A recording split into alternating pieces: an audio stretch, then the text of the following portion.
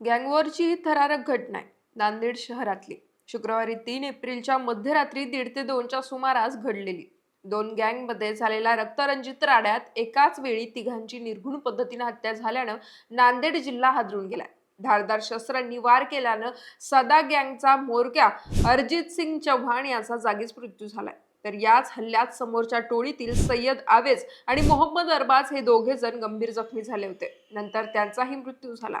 पण यातील धक्कादायक गोष्ट अशी आहे की सय्यद आवेज हॉस्पिटलमध्ये उपचार घेत असताना अरिजित सिंग चव्हाणच्या भावानं रुग्णालयातच आवेजवर हल्ला चढवला आणि भावाच्या हत्येचा अगदी काही तासातच फिल्मी स्टाईल पद्धतीनं बदला घेतला. या प्रकरणी पोलिसांनी दोन्ही गँग मधील 4 जणांना आतापर्यंत ताब्यात घेतलं असून 3 जणांचा शोध सुरू आहे. तर भाग्यनगर पोलीस स्टेशन मध्ये 2 क्रॉस FIR देखील दाखल झालेत. त्यानुसार परस्पर खुनाचे गुन्हे दाखल करण्यात आले. पण धुरंधर सिनेमा पाहून बाहेर पडल्यानंतर अरिजित सिंग चव्हाण आणि त्याच्या सहकाऱ्यांसोबत मध्यरात्री नेमकं काय घडलं, हा गँगवॉर कशामुळे भडकला, याबद्दल पोलिसांनी कोणती माहिती दिली आहे ते जाणून घेऊयात व्हिडिओच्या माध्यमातून. नमस्कार, मी पूजा आणि आपण पाहतायत दे दणका. मंडळी, भयंकर घटना घडली आहे कॅनॉल रोडवरील डीमार्ट परिसरामध्ये असलेल्या स्क्वेअरच्या बाजूला. सदा देशमुख गँगचा अरिजित सिंग चव्हाण आणि त्याचे 2 सहकारी रात्री 1:30 वाजता धुरंधर सिनेमा पाहून बाहेर पडले होते. हे तिघेही बुलेटवरून जात असतानाच अनिल पंजाबी व साईलाल यांच्या गँग मधील मोहम्मद अरबाज, सय्यद आवेज व इतरांनी अरिजित सिंग व त्याच्या साथीदारांना घेरलं. या 2 गँग मध्ये सुरुवातीला शाब्दिक वाद झाल्याचं सांगण्यात येत आहे, पण त्यानंतर या वादाचं रूपांतर हाणामारीत होऊन रक्तरंजित राडा झाला. अरिजित सिंगवर तलवारीच्या सपासप वार झाल्यानं त्याचा जागीच मृत्यू झाला. तर त्याच्या सोबत असलेल्या 2 साथीदारांनी मोहम्मद अरबाज व सय्यद आवेजवर प्रतिहल्ला केला, ज्यात चाकू आणि खंजीरचा गंभीर वारांनी अरबाज आणि आवेज घायाळ झाले. दरम्यान या दोघांना गंभीर जखमी अवस्थेत सिव्हिल हॉस्पिटलमध्ये दाखल करण्यात आलं, पण त्या ठिकाणी अरबाजचा मृत्यू झाला. तर आवेजला पुढील उपचारासाठी सिव्हिल मधून विष्णुपुरी येथील रुग्णालयात पाठवण्यात आलं. पण विष्णुपुरी रुग्णालयात अरिजित सिंग चव्हाणचा मृतदेह ऑलरेडी आणलेला होता आणि त्या मृतदेहाजवळ त्याचा भाऊ आणि वडील असे 2 जण होते. आपल्या भावाचा ज्यानं जीव घेतला त्या आरोपीला याच रुग्णालयात आणल्याची माहिती जेव्हा अरिजित सिंगच्या भावाला समजली, तेव्हा त्यानं कोणताही विचार न करता रुग्णालयातच आधीच गंभीर अवस्थेत असलेल्या आवेजवर हल्ला चढवला, ज्यात आवेजचा देखील मृत्यू झाला. मंडळी, या घटनेचं प्राथमिक कारण असं सांगितलं जात आहे की 2 गँग मधील वर्चस्व वादाची लढाई, त्यांच्यातील जुना वाद आणि खून का बदला खून ही मानसिकता.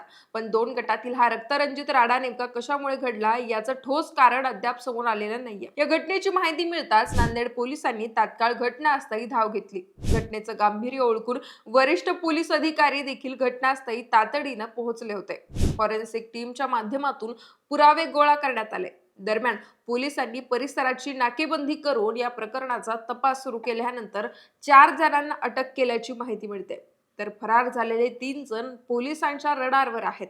आता या प्रकरणी दोन्ही बाजूंनी भाग्यनगर पोलीस स्टेशन मध्ये क्रॉस FIR दाखल झाल्या असून खुनाचे गुन्हे दाखल करण्यात आलेत. सध्या प्रकरणाचा तपास पोलीस यंत्रणांकडून अत्यंत गांभीर्यानं केला जात असल्याचं बोललं जात आहे. बाकी या घटनेनंतर नांदेडचे पोलीस अधीक्षक अभिलाष कुमार यांनी माध्यमांना माहिती देताना सांगितलं की अरिजित सिंग आणि अनिल पंजाबी व साईलाल या दोन्ही गुन्हेगारी टोळ्यांचा क्रिमिनल रेकॉर्ड आहे. एका टोळीतील अनिल पंजाबी हा सध्या जेलमध्ये आहे. याच टोळीतील साहिल देखील 2 महिन्यांपूर्वीच जेलमधून बाहेर आला होता. या टोळीतील काही जणांवर आधीही कडक कारवाई झालेली आहे. तर दुसरीकडे अरिजित सिंग चव्हाण याच्यावर देखील 9 गुन्हे दाखल होते. त्याच्या सोबत असलेल्या आरोपीला आम्ही ताब्यात घेतलाय. तो जखमी आहे. त्याच्यावर देखील 2025 मध्ये कारवाई झाली होती. दोन्ही गँग मधील काही सदस्यांवर MPDA अंतर्गत तसेच हद्दपार सारखी कारवाई झाली होती. पण आता पुन्हा एकदा त्यांच्यात वाद होऊन अनिल पंजाबी, साईलाला गँग मधील शूटर अरबाज आणि आवेज या दोघांचा मृत्यू झालाय. तर दुसऱ्या बाजूला सदा देशमुख गँगचा प्रमुख अरिजित सिंग चव्हाणचा देखील मृत्यू झालाय. या वादामध्ये पहिल्यांदा मृत्युमुखी पडलेला अरिजित सिंग हा बुलेट गाडीवर आला होता. त्याच्यासोबत आणखी 2 जण होते. मध्यरात्री 1:30 वाजता ते धुरंधर सिनेमा बघून बाहेर पडले होते. त्याच दरम्यान ही घटना घडली. या प्रकरणी 4 आरोपींना ताब्यात घेतलं असून बाकीच्यांना पण लवकरच अटक केली जाईल, अशी माहिती नांदेड जिल्ह्याचे SP अभिलाष कुमार यांनी माध्यमांना दिली आहे.